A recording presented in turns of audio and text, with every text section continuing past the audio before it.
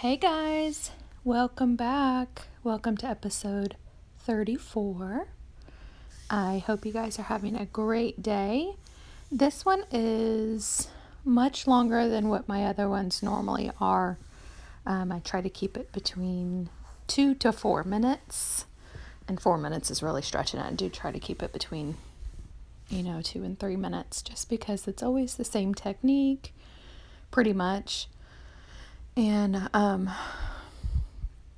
it's just easier that way, and I keep a better audience. So I've been told, not necessarily on YouTube, but when I do short videos in any other aspect. So I figured this would be the same way.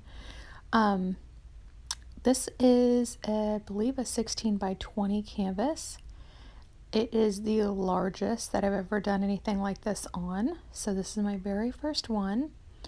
I didn't end up liking this one, so I ended up scraping it and doing something else. But you will see that in a minute. Taking all my tops off and putting them in my lid because I'm notorious for losing the tops to my paints. So I'm putting pink down first and 2 little dots. Then I'm going to do burgundy on top of that and then purple on top of that. And then switch up the colors on the sides. My intent for this one, which I probably just should have made bigger puddles and stuff like that. I think this would have been really cool looking had it worked out. You will see what I mean in a minute. So I'm adding the white inside and around, popping all the bubbles. Now I'm going to blow it out. It wasn't going very far because I obviously didn't have enough paint on there.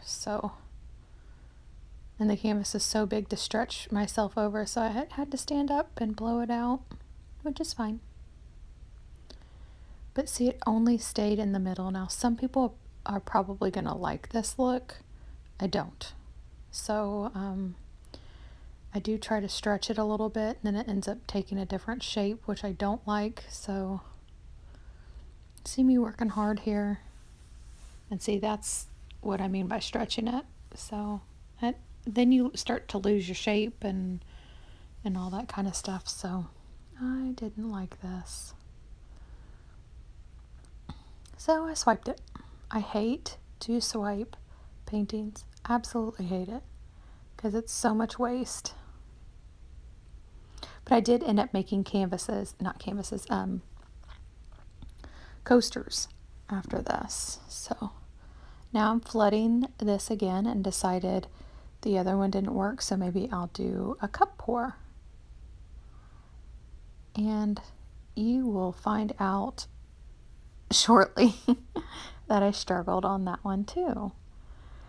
So it's hard for you to gauge when you do these things. It's hard for you to gauge how much paint to use. And a lot of times you use too much or too little. It's very rare that you get the same consistency, I guess, of doing the same or the right amount of paint. So now I've decided to do a cup pour. I eliminated the pink, the navy, burgundy colors and just started adding a whole bunch of different blues, blue-green, and I'll list all these blues down below.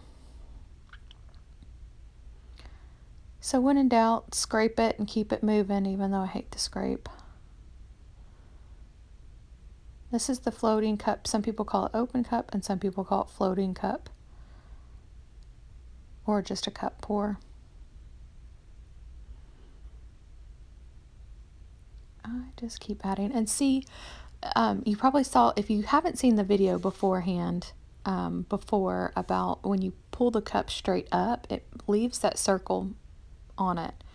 If you were to pull it barely up or blow over it, which is what you just saw, then it will look better. If you pull it straight up, it doesn't always look the best because it looks completely different than the rest of the paint on the canvas. And so the hard thing about even doing what I'm doing right here, which is just stretching it all over the canvas, it's hard to even do that because so much paint gets lost on the first corner and then you keep losing it. So you can see on this the right hand side how it didn't stretch all the way across. So you see that white side. So I decided to blow inwards, make some kind of pattern, and then you'll see me blow the sides out, and then I just eventually just blew the whole canvas, which does take some time. And if I didn't speed this up, it would have been every bit of a 20-minute video. Some people like that, some people don't. I don't want to waste your guys' time, so you can still get the gist of what I'm doing. And if you need a longer video, just shoot me a message or comment in, and I can do that. So now if you notice, I did the corners, I did the inside first, then I did the corners, and now I'm going around trying to get some kind of pattern. It did end up pretty cool. I have a lot of people that that I've sent this to, and even on my story on Instagram, that are very interested in this piece. So it's quite funny that I hated it at the beginning and then it ended up looking like tie-dyed afterwards. So still ends up being pretty cool.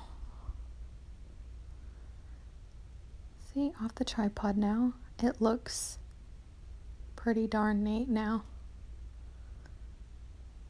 So it went from a Dutch pour to a cup pour to a blowout. Thank you guys so much for watching. Appreciate all your time. Don't forget to subscribe.